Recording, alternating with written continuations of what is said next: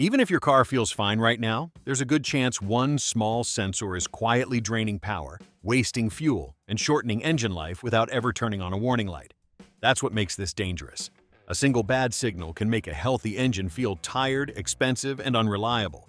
Today, we're counting down the sensors that fail the most, and the one at the end surprises almost everyone. Number 10.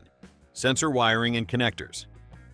Most people never expect this one, and that's exactly why it causes so many headaches. When a car starts acting strange, the first instinct is to blame the sensor itself. The scan tool points to a fault, the warning light confirms it, and the sensor gets replaced. However, more often than anyone likes to admit, the sensor was innocent the entire time. The real failure was the wiring and connectors feeding it bad information. This is the part of the system that almost nobody thinks about, yet it fails constantly in American daily drivers that see heat, rain, snow, and vibration year after year. Here's what's really going on. Modern engines rely on tiny voltage signals. Even a small change in resistance can completely distort what the ECU thinks is happening. Over time, engine bay heat cooks insulation. Vibration from rough roads slowly loosens pins. Moisture sneaks into connectors and starts growing green corrosion that you can't see until you unplug it. Age alone makes plastic brittle. As a result, the signal going to the computer becomes weak, noisy, or intermittent. The sensor itself is still doing its job, but the message arrives scrambled. Because of that, shops end up chasing ghost problems. One day the car runs fine. The next day it stumbles, stalls, or throws a random code. The technician replaces the sensor. The issue goes away briefly, then comes back. Meanwhile, the real villain is a corroded ground or a broken wire hiding under intact insulation. Wiggle the harness, and the problem magically appears or disappears. That's not coincidence. That's wiring failure pretending to be a bad sensor. This is why experienced technicians always inspect connectors first. Cleaning pins, repairing grounds, and securing harnesses often fixes issues that looked expensive and complicated. Yet most drivers never hear about this step. They just keep replacing parts. In the end, the most common sensor failure isn't electronic at all. It's the path the signal travels on. Number 9. Fuel level sensor. Everyone trusts the fuel gauge. You glance at it without thinking, especially on familiar roads. That trust usually lasts for years, until the day it betrays you. One minute the needle says you're fine. The next minute, the engine sputters and dies. Wrong place, wrong time. And suddenly that simple gauge doesn't feel so harmless anymore. The fuel level sensor lives a hard life. It sits submerged in gasoline for thousands of hours, moving up and down every time you drive. Inside the tank, a float arm slides across a resistive track. Over time, fuel varnish, oxidation, and wear slowly eat away at that surface. The sensor doesn't fail all at once. Instead, it develops dead spots. In those areas, the signal jumps, sticks, or lies completely. The gauge might hang at half a tank for days, then drop to empty without warning. What makes this failure tricky is how quiet it is. No warning light comes on, no fault code points directly to it. Everything else feels normal. The engine runs fine. The only clue is a gauge that slowly stops telling the truth. Many drivers don't notice until they run out of fuel unexpectedly. Then it gets blamed on bad luck, not a failing sensor. In reality, this is one of the most common roadside issues, especially in older American vehicles. Shops that specialize in fuel systems see it constantly. The fix often involves removing the fuel pump module and carefully cleaning or replacing the worn sender. Once corrected, the gauge suddenly behaves like it did years ago. So while it may seem minor, the fuel level sensor quietly shapes how confident you feel behind the wheel. When it fails, it doesn't cause drama. It causes inconvenience, embarrassment, and unnecessary breakdowns that could have been avoided. Number 8. Oil pressure sensor. Now this is where things turn serious. The oil pressure sensor isn't just about information, it's about survival. When this sensor lies, engines die quietly and expensively. That's what makes it so dangerous. Inside the engine, oil pressure keeps moving parts separated by a thin film. Bearings, camshafts, and lifters all depend on it. The oil pressure sensor's job is to warn you when that pressure drops below a safe level. However, over time, sludge and varnish from infrequent oil changes start to clog the sensor's tiny inlet passage. As a result, real oil pressure never reaches the sensing element correctly. When that happens, the dashboard can say everything is fine while damage is already underway. The sensor responds slowly or not at all. In some cases, it never triggers the warning light. In others, it flickers randomly, creating false alarms that get ignored. Both situations are dangerous. Either you trust the gauge when you shouldn't, or you stop trusting it altogether. In high-mileage American engines, this failure shows up more often than most people realize. Shops have documented engines with healthy readings on the dash and critically low pressure measured mechanically. By the time noise appears, the damage is done. Bearings are worn, oil passages are scarred, repairs jump from simple maintenance to full rebuild territory. The tragedy is that this sensor is inexpensive and easy to address during routine service. Cleaning or replacing it can restore accurate readings and prevent catastrophic failure. Yet it's rarely inspected until it's too late. So, while many sensors affect performance or comfort, this one protects the engine's life. When it fails silently, it gives a false sense of security, and by the time the truth comes out, the engine has already paid the price. Number 7. Vehicle Speed Sensor (VSS). This is where the transmission scare usually begins. A car starts shifting hard, gears feel late or confused, cruise control shuts off for no clear reason. The speedometer needle jumps like it's nervous. Naturally, the first thought is expensive transmission trouble. However, more often than not, the real issue is much smaller and much cheaper. It's the vehicle speed sensor, quietly feeding bad data. The VSS is usually magnetic, and that's both its strength and its weakness. Over time, fine metal shavings from normal drivetrain wear start clinging to the sensor tip. Add road grime, old fluid residue, and heat, and the signal slowly degrades. Instead of clean, consistent pulses, the ECU receives erratic speed information. Sometimes it thinks the car is moving faster than it is. Other times it thinks the car is slowing down when it's not. Because of that, the transmission gets confused. Shift timing depends heavily on vehicle speed. When that data glitches, gear changes feel harsh or delayed. Meanwhile, cruise control disengages because the system can't trust the speed signal. Stability control may intervene at the wrong moment. From the driver's seat, it feels like the entire drivetrain is falling apart. This is why it gets misdiagnosed so often in US shops. A scan tool might show transmission-related codes, but the transmission itself is reacting to bad input. Replace the transmission and the problem stays. Clean the VSS, and suddenly everything calms down. Technicians who know what to look for often pull the sensor and find it covered in metallic fuzz. Once cleaned and reinstalled, shifting smooths out instantly. So before assuming the worst, it's worth remembering this. The transmission doesn't think for itself. It listens. And when the vehicle speed sensor lies, the entire system reacts like it's under attack. Number 6. Intake air temperature (IAT) sensor. Now the pace slows because this failure doesn't announce itself. The intake air temperature sensor doesn't cause drama. It causes doubt. The car still runs. Nothing obviously breaks. Yet something feels off, and it stays that way for months or even years. The IAT sensor measures how hot or cold the air entering the engine really is. That matters because air density changes with temperature. Cooler air carries more oxygen. Hot air carries less. The ECU relies on this sensor to fine-tune fuel delivery. Over time, oil mist from the intake system, dust, and heat soak coat the sensor's surface. It still works, but it doesn't work accurately anymore. As a result, the ECU makes tiny mistakes constantly. Fuel trims drift slightly rich or slightly lean. Power feels softer than it used to. Fuel economy slips without explanation. Throttle response loses its edge. Nothing sets off a warning light because technically the readings are still reasonable. They're just wrong enough to matter.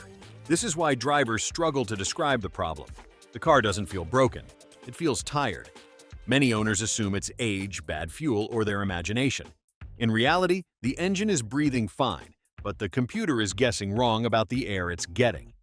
Cleaning the IAT sensor often surprises people. Afterward, the engine feels sharper. Idle smooths out. That's what makes this sensor dangerous in its own way. It fails quietly and politely, while slowly taking away efficiency and performance, and because it never complains, it often stays ignored. Number 5. Throttle Position Sensor (TPS). This is where the driver feels everything. The throttle position sensor is directly tied to your right foot, so when it starts failing, you notice it immediately. The problem is that the symptoms don't always point back to the throttle. Inside the TPS is a resistive track and a sliding contact. Every time you press the pedal, that contact moves. Over thousands of miles, wear develops at the most commonly used throttle angles, not wide open, not fully closed. Right where you cruise, accelerate gently and drive in traffic. Those worn spots create brief signal dropouts. From the driver's seat, this feels like hesitation. You press the pedal, and nothing happens for a split second. Then it surges. Sometimes shifts feel jerky. Other times, the engine stumbles right as you roll into the throttle. In automatic cars, this gets blamed on the transmission almost every time. What's really happening is that the ECU briefly loses accurate throttle data. It doesn't know how much power you're asking for. Fuel delivery and timing lag behind your input. The result is an inconsistent, annoying driving experience that makes the car feel unpredictable. Technicians often catch this by watching live voltage data while slowly pressing the pedal. Instead of a smooth rise, the signal jumps or drops. That's the dead spot. Once confirmed, replacing the TPS usually restores smooth acceleration immediately. This sensor reminds drivers of one simple truth. Modern cars don't respond to pedals, they respond to signals. And when the throttle position sensor wears out, your foot and the engine stop speaking the same language. Number 4. Engine Coolant Temperature Sensor, ECT. Now the stakes get higher because this sensor doesn't just affect how the car feels, it affects how long the engine survives. The Engine Coolant Temperature Sensor, or ECT, tells the ECU one simple thing: how hot the engine really is. However, when that information is wrong, everything that follows is wrong too. On a cold start, the ECU depends heavily on the ECT sensor. It enriches fuel, raises idle speed, and adjusts timing to protect the engine while it warms up. That's normal. The problem begins when corrosion, old coolant deposits, or internal wear cause the sensor to report false temperatures. Suddenly, the ECU thinks the engine is still cold long after it has warmed up. As a result, the engine keeps running rich. Fuel economy drops fast. Idle becomes rough and unpredictable. Spark plugs foul sooner than expected. Meanwhile, cooling fans may kick on at odd times or stay running long after shutdown. To the driver, the car feels confused. To the engine, it's exhausting. Over time, this constant overfueling washes oil off cylinder walls. That accelerates wear, carbon builds up, emissions climb. Yet the driver rarely suspects the ECT sensor because the car still starts and runs. It just never feels quite right. This is where the phrase cheap sensor, expensive damage becomes very real. In many American vehicles, replacing or cleaning the engine coolant temperature sensor costs very little.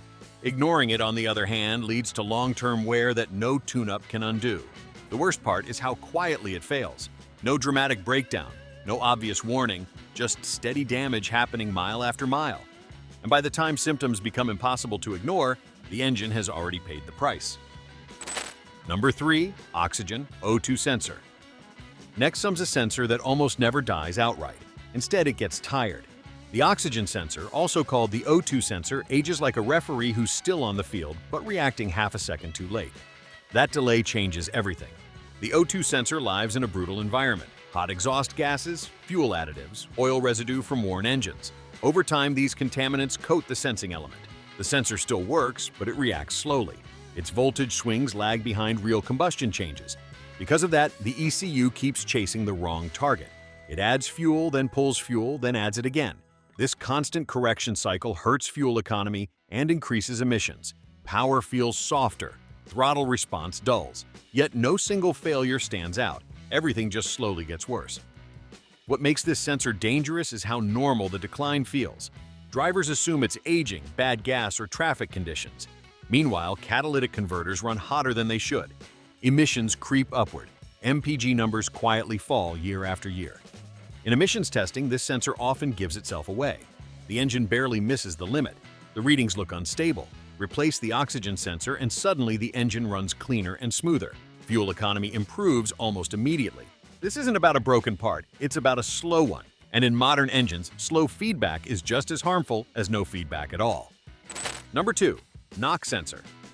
This sensor feels like the engine's nervous system because that's essentially what it is. The knock sensor listens to the engine block all the time for signs of trouble. Its job is to hear abnormal combustion before it causes damage. When everything works properly, the knock sensor allows the engine to run strong and efficient. It gives the ECU confidence to use aggressive timing when conditions are safe. However, contamination, oil seepage, corrosion, or improper mounting dulls its hearing. When that happens, two bad outcomes appear. First, real knock may go undetected. Detonation continues unchecked, slowly damaging pistons and bearings. Second, false signals may convince the ECU that knock is happening when it isn't. In response, timing gets pulled back constantly. Power disappears. The engine feels heavy and tired. Drivers describe it as the car aging overnight. Acceleration feels flat, fuel economy drops, passing power vanishes, yet nothing sounds obviously wrong. That's because the engine isn't broken. It's being held back by bad information. In many cases, the fix is simple: cleaning the mounting surface, correcting torque, replacing a contaminated knock sensor. Once corrected, timing returns to normal. Power comes back. The engine feels younger again. This sensor shows how fragile performance really is. Modern engines walk a fine line between efficiency and damage. When the knock sensor can't hear clearly, the ECU either panics or ignores danger. And either way, the driver pays for it. Number 1. Mass airflow, muff sensor. And this is where everything finally comes together. The mass airflow sensor, or muff, is the sensor that fails more than any other in modern American vehicles. Not because it breaks, not because it shorts out, but because it slowly starts lying. And it does it so quietly that most drivers never suspect it. The muff sensor sits directly in the intake stream, measuring how much air the engine breathes every second.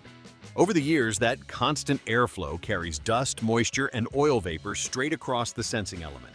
Little by little, a thin film builds up. The sensor still sends data, but the data is no longer accurate. The ECU believes it. There's no warning light, no obvious failure, just bad information shaping every fuel decision the engine makes. As a result, fuel economy drops without explanation. Throttle response feels soft. Acceleration loses its edge. The engine feels heavier than it should. Many owners start replacing spark plugs, coils, injectors, or even fuel pumps. Thousands of dollars get spent chasing symptoms instead of the source.